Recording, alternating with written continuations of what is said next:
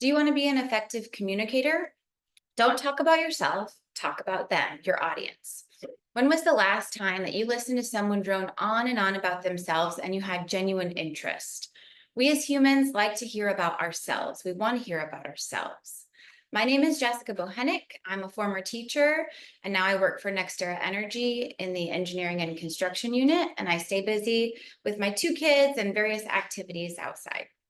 Today, I'm going to talk to you about two communication topics. The first being the importance of using the word you, and the other being the power behind making people feel important. So let's be real. When we're spoken to, we like to feel a certain way. In fact, let's start with how we don't like to be spoken to. We don't like to feel like we're being talked down to, made to feel small, unknowledgeable. We don't like to be belittled or spoken at with anger or ill intent. So when we are communicating, we want to employ the opposite feelings of that.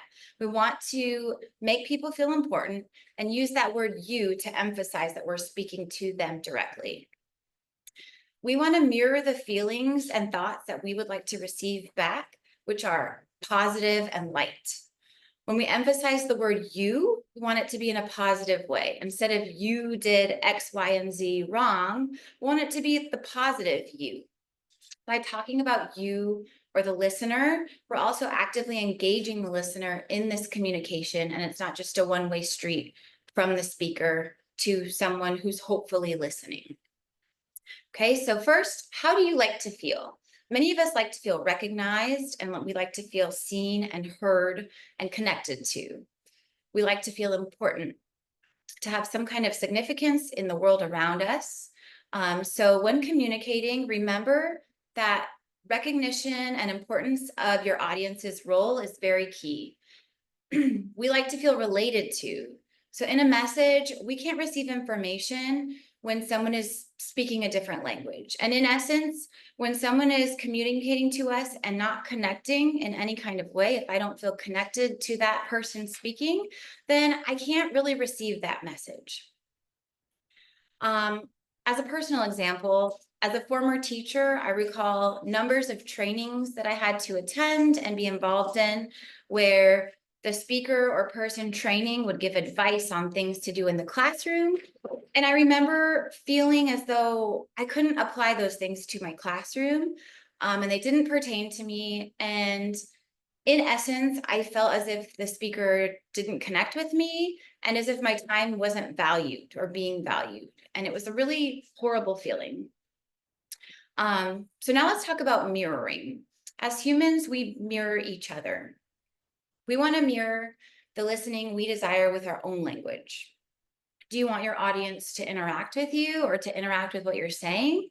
Then interact with your audience. Do what you would like to see done back.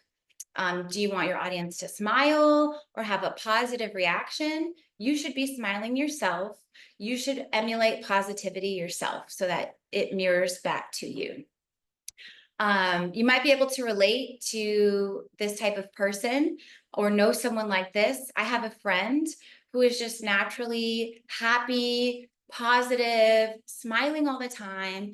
And when I'm around this friend and talking to this friend and looking them in the face, I can't help but smile back and feel positive and cheerful at times. Even if I'm going through something frustrating, it's hard to stay frustrated and angry when my friend is looking at me, smiling, turning the downside into the upside, right? Bringing the positive light to everything. She's unknowingly making me mirror her happy disposition back to her. When we're using you to talk about the listener, the word you, we like to keep it on the positive side of you, as I mentioned before, how great you are, how smart you are, how knowledgeable, how hardworking, etc. There are some famous advertisements and slogans, and one that really took off said something like, "You deserve a break today." And as a listener or as a consumer, I'm sitting there and I hear, "You deserve a break today." And immediately I feel a connection with that commercial, right? I feel like this commercial understands me. They get me. I do deserve a break today.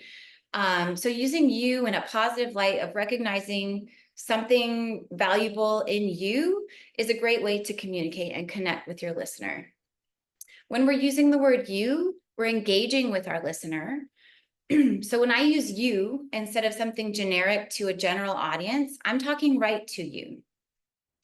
On the other end, if I'm using something generic, you might tune out, you might not feel that it applies. So using the word you is a great way to engage and connect. When I'm talking to you, I can put the emphasis on you rather than myself. And by using you, the whole perspective shifts from me, the speaker, to you, the listener.